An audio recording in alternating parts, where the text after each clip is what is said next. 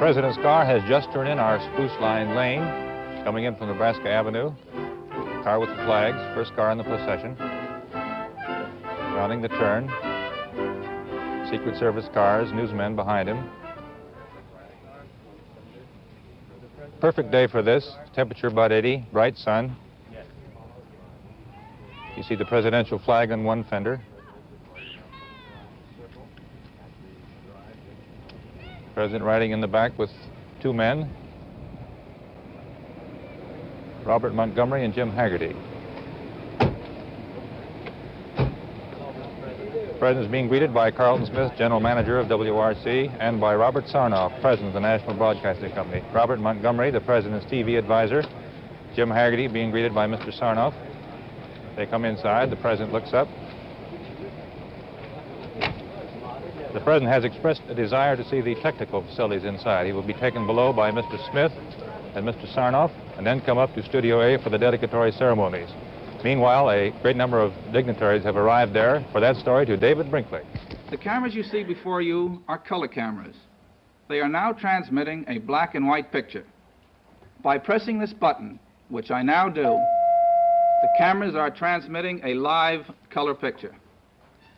When you step before them, you will be making your first appearance on color television from Washington.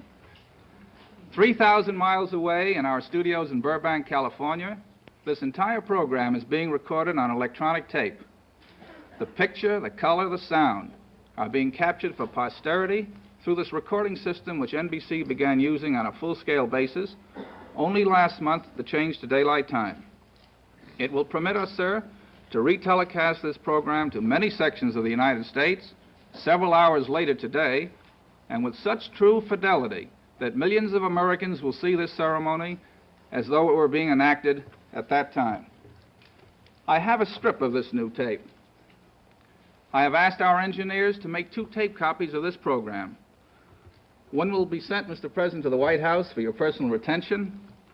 The other will be presented to the Library of Congress so that its archives may permanently possess a visual record in color of this significant occasion.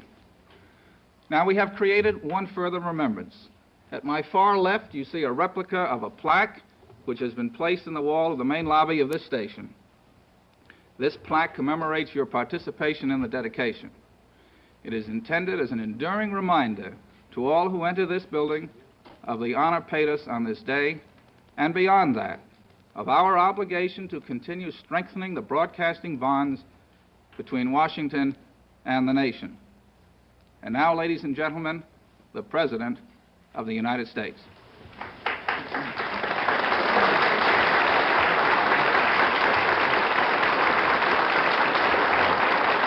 Thank you very much. President Sarnoff, distinguished guests, fellow Americans. I think all of us realize that in these fast-moving times, it is highly important that our nation's capital should be attached to every single citizen in this country by the very fastest, best kind of communications. Decisions of a nation and of a government that at one time could tolerate 3 or 4 weeks of study now demand almost instantaneous reaction.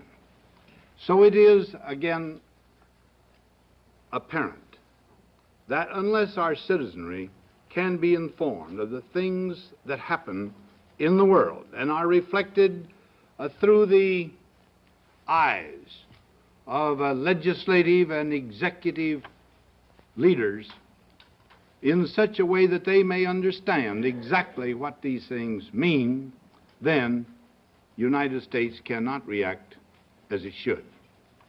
Now, today, as I came through this building, which will itself make these communications better, more rapid, more comprehensive, I was completely overwhelmed by the technical complexities and problems that the broadcasting industry has been solving.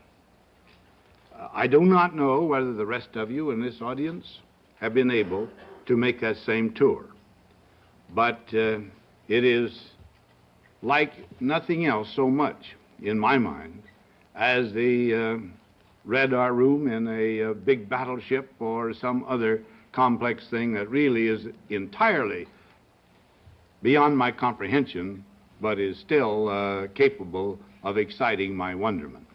So I cannot fail to congratulate, to felicitate the National Broadcasting Company for this particular step in the communication, in developing the communications industry of our country. I felicitate the officials of the company, and I must say I congratulate every citizen whose understanding of this nation, of the world, will be made better and fuller by this development.